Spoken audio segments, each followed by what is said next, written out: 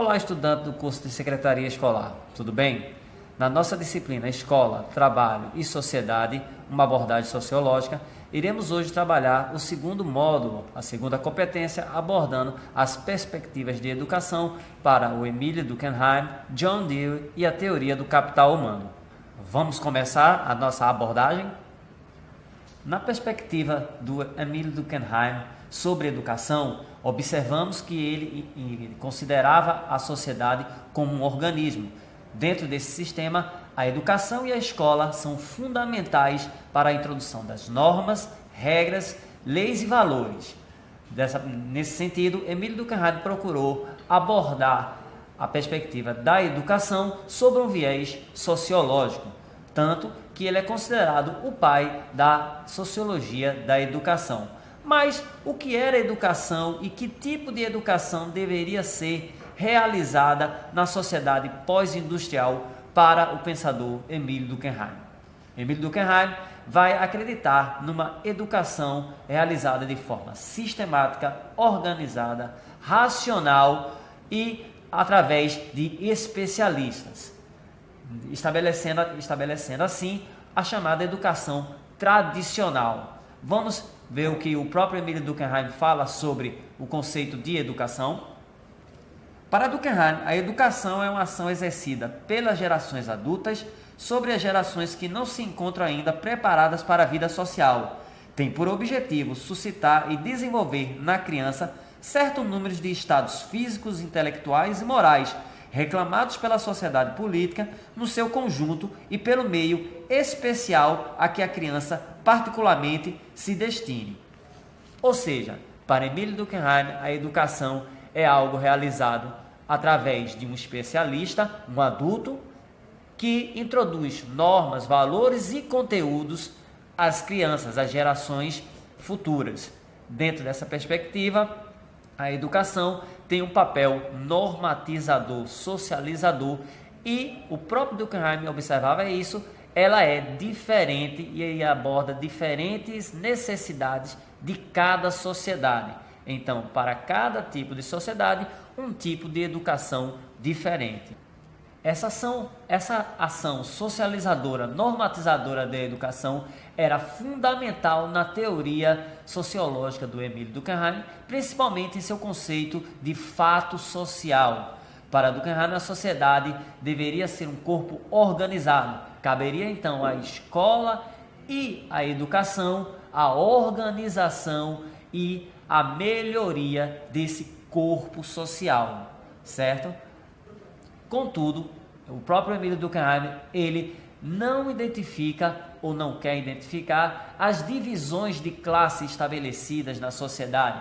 A escola, como reflexo da sociedade, estabelece também divisões de trabalho, divisões de classe. Nesse sentido, teríamos uma educação no modelo de Durkheim voltada para os dirigentes, os futuros dirigentes, empresários, burguesia, e uma outra educação voltada para a classe trabalhadora, destinada ao aperfeiçoamento do trabalho braçal, técnico, industrial. Esse é o tipo de uma educação tradicional, onde nós temos uma perspectiva conteudista, ou seja, o estudante, as gerações futuras não têm um conhecimento, uma abordagem necessária. Elas precisam de um especialista, do professor, para orientá-las e armazenar conteúdos. O aluno é um ser passivo, onde apenas recebe informações que devem ser acumuladas.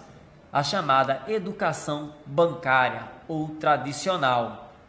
E qual seria a educação diferente, uma educação para o norte-americano John Dewey? John Dewey, um pensador norte-americano do final do século XIX e início do século XX, observou que a sociedade pós-revolução industrial passava por mudanças. Estávamos entrando na segunda revolução industrial, destacada pela evolução técnica, do conhecimento técnico. A educação bancária, uma educação tradicional, para John Dewey, não atendia mais às necessidades dessa nova sociedade que exigia e desejava novos conhecimentos e novas utilizações em vida social. Para o pensador americano John Dewey, a educação ela deveria estabelecer uma relação democrática, cooperativa entre os indivíduos. A criança não seria mais uma tábua rasa, um ser passivo, sem conhecimento. Ele trazia suas experiências, ele trazia o seu conhecimento e deveria, assim, o professor, o especialista, orientá-la e não mais introduzir ou apenas jogar conteúdos para esse aluno. Ele devia agora orientá-lo, estimulá-lo a uma ação criativa e não mais reprodutivista ou apenas de fixação. Para John Dewey, essa educação estimula a ação democrática e cooperativa. Também conhecida como escola nova, educação nova, a perspectiva de John Dewey é para uma nova sociedade, uma sociedade em transformações. Ele teve a oportunidade, através da chamada Escola Experimental ou Escola de John Dewey em Chicago, de aplicar a sua teoria.